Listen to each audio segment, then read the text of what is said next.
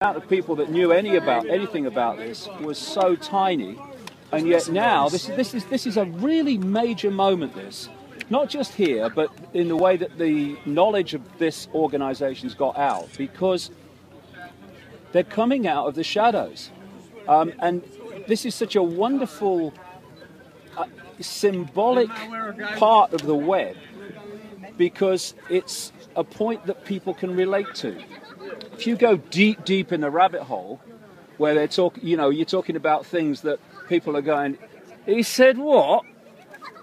That's another thing. But this is a point that people can relate to, because what it is simply, what we've been saying all these years is, if you look at the corporations and the banks and the governments and the political parties, in the end they're all controlled by the same people. They're different masks on the same face, and here we have the absolute living proof of that this weekend in that hotel, where, I mean, what's the point of having lobby laws when the buggers get on the same roof?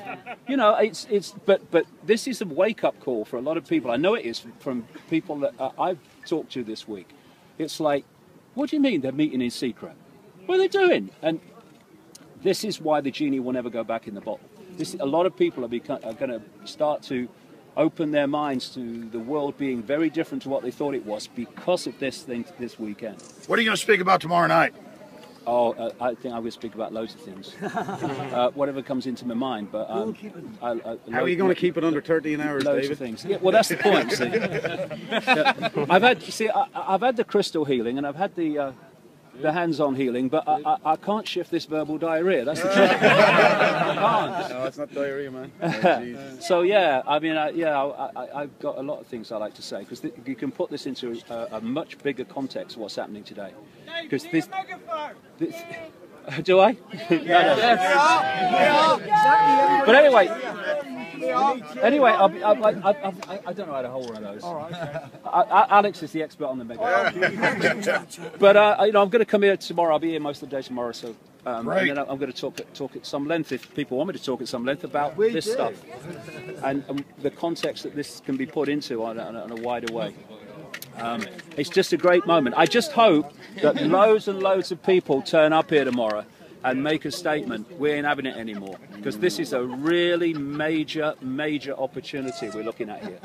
Well, it's already been a big defeat. There's major. probably 20 times the coverage has ever been. Yeah. They're having to admit it, and the mainstream media used to try to deny this even existed. So how big of a defeat is that for them? Well, I mean, I see this as a real turning point. The thing is, if it stopped now and we all went home, we've made massive strides in the last few days.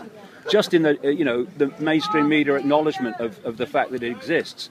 But if we can get a lot of people here tomorrow, we can make a massive statement. Well, we've got to work now on getting the police to not misdirect people, because they did that to us when we were on the other side of it. They kept saying, go on down the road a little more, and then down the road, and then I was like 3 miles away trying to walk back. That's what they're doing to everybody.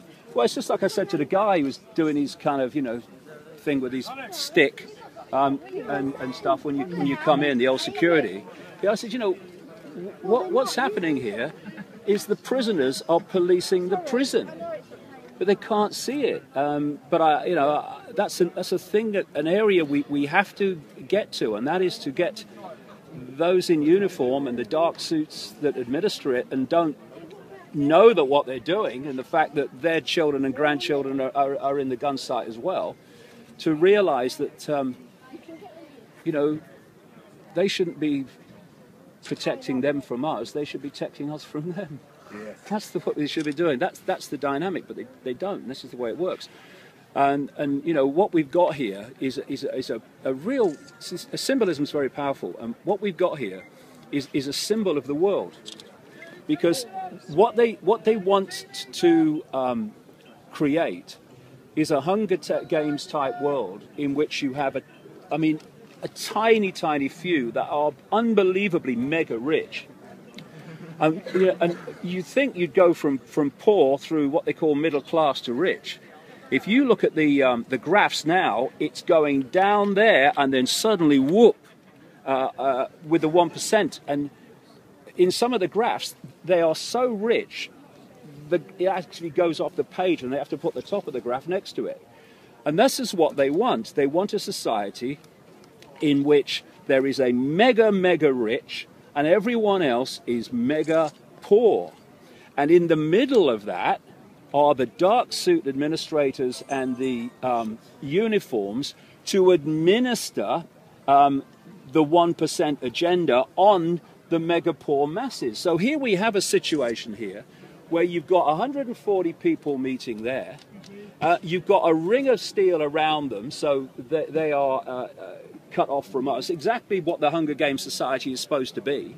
And then you've got the uniforms administering that and protecting that from the mass of the people.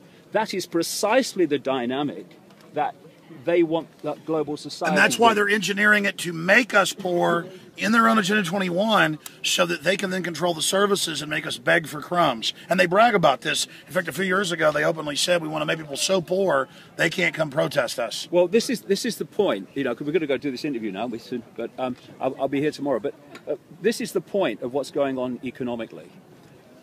What they've done is crash the economy in 2008 and done it on purpose. And then they started a massive, phenomenal, unprecedented transfer of wealth from the mass of the people to this elite through the banking system. So, first stage of that was crash the banking system, and then you get governments to bail out the banks. Now it's a banking problem has become a government problem. The next stage of that, and this is what Cyprus was all about, was to go into a point where, having taken the banking problem and into a government problem, you then pass it on, this is what's happening now, to the people as an austerity problem. And so this transfer of wealth is going from banks, the banking system, or to the banking system, through government, from the people. People, government, banks. Cyprus was about going to the next stage of that and not even going through governments to steal from the people, but going direct into their bloody bank accounts. And the point being, the power of precedent is massive. And having set it in Cyprus, then when the next banking crisis comes, and it's all planned, of course, it'll be discussed in there over the weekend, possibly now, they are going to say, well, hold on a second. We can't, governments, bail out the banks anymore. Well, what about the people of Cyprus? We can't let them have their, money taken from their bank account and then say that it's not happening elsewhere. This is what the European Union is going to say. And therefore, the idea is to transfer wealth, not just via governments to the banks and the elite, but actually from bank accounts alone. And the point is, and I'll say this to anyone who wants to listen, who has got lots of money now and thinks, well, I'm all right, Jack, never mind what's happening in bloody Watford and what those people are doing. They're going to devalue it. What they've got to understand, these people now who are seriously rich, if you are not part of this network, they want your money too. So we're in this together. And if they divide and rule us by saying, well, it's not my problem, or it's not my problem, and then suddenly knock, knock, knock, can I talk to you, sir? Well, it is your problem. But all the people that could have stood by your side have already been picked off while you were looking the other way. This is why we need to come together. Because if you're not part of this elite, they want your money. They want your poor.